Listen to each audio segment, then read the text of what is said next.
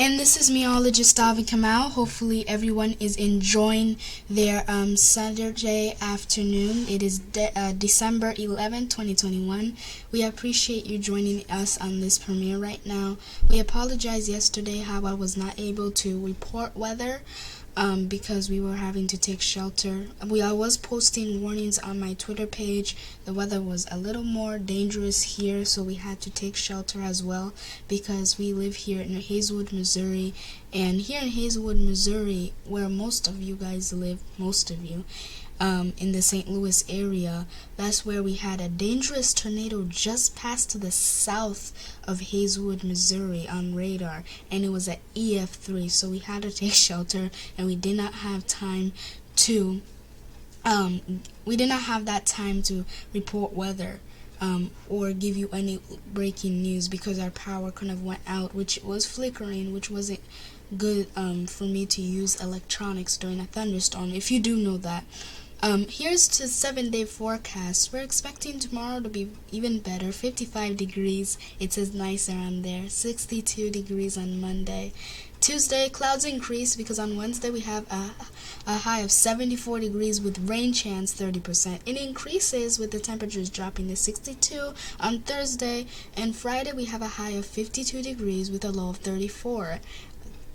Temperatures even decrease even more. Next Saturday we will expect a high of 45 degrees with a low of 29 with 20% chance of rain, which is a chance, but it is low. Now, of course, as we've been talking about this situation, we also want to give you the tornado reports in the last 24 hours that we're getting here, and it looks like we had multiple of them in Arkansas and Kentucky, missing Nashville to the northwest, and we also had many reports of tornadoes in Missouri. Just a few of them, but a few of them were deadly. Even one in St. Charles did kill one person. We have breaking news with News 4, and we also have crews that were out there yesterday night looking at this damage and surveying this damage. So here is the latest news about what happened yesterday night. There used to be 2 homes behind me here near Defiance, but they were destroyed by a tornado Friday night. The people living inside of them had different outcomes though when it comes to injuries. The people living in one of the houses came away with a few scratches because they went into the basement. Unfortunately, in the other house, first responders say they were on the first floor when the tornado came through. The National Weather Service confirmed the EF3 tornado touched down Friday night. Authorities say this is where the elderly couple lived. The tornado took both homes in this area off their foundations. First responders told us at a press conference Saturday they got here as fast as they could. The neighbors who lived next to the elderly couple told us about their experience as well. My understanding is they were elderly. They were on the first level of the home. One was in bed, and one was apparently up getting a glass of water and heard the wind, and then apparently the wind took the house and scattered it across the field here, and they were about 100 yards away when we found them. We were probably down there about 5 minutes, 10 minutes at the most. My wife went back upstairs for a minute, and when she came back down is when the tornado hit. Basically, it just sounded like a truck or train was going through our house. It went by that fast, like something was just sped through the house, and I got up. When I could get up off the couch, we went over by the stairwell where she was, and we looked up, and I said, there's no house up there anymore. Coming up at 10, hear more from that man on his experience and why authorities say it could have been worse. In St. Charles County, Dion Broxton, News 4. And that was our latest news, and that was in St. Charles County, where a woman 84 years old was killed by an EF3 tornado.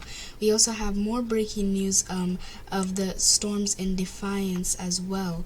We're going to have you take a listen, and this was updated 13 hours ago, excuse me. So here's our breaking news when storms hit the Defiance area in Missouri, leaving significant damage.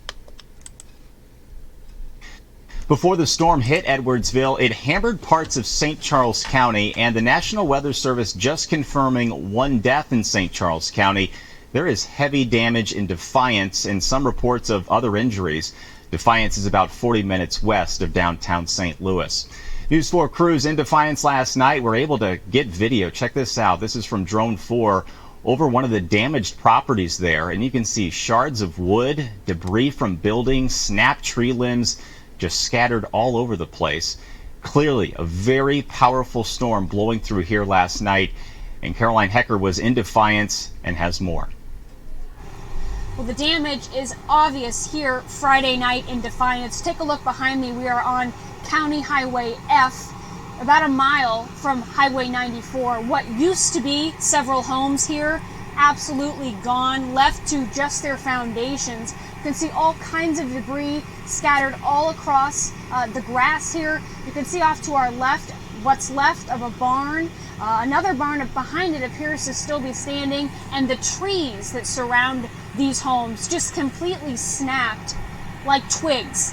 All kinds of, not only branches, but home debris all over the grass. We've seen firefighters out here surveying some of the damage. Power lines are down, and we've been told as you continue west on County Highway F, there are several more homes that suffered this kind of catastrophic damage. We have encountered down power lines. We have seen homes that have had their roofs torn off. This most definitely is some of the most serious damage we have seen here in Defiance from the storms that rolled through earlier on Friday evening.